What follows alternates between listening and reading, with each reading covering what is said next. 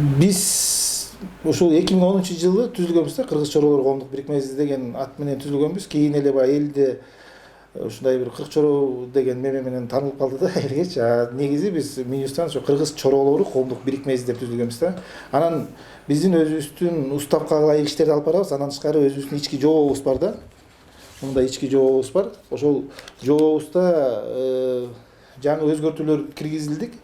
Ошол жаңы өзгөртүүлөрдө ошол Кыргыз чоролор коомдук бирикмесинин башкаруу органы 40 жаштан ашпасын деген бир ушундай өзгөртүү киргизип, ошонун негизинде бизде орун алмашуу болгон да.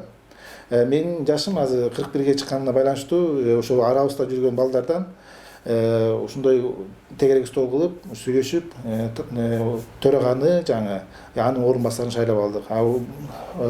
Бул жерде жанымда отурган ошол биздин азыркы учурдагы өзүбүздүн төрагабыз Руслан Адылов жана эки орун басары бар, Сыргак деген, Мирбек деген жигиттер.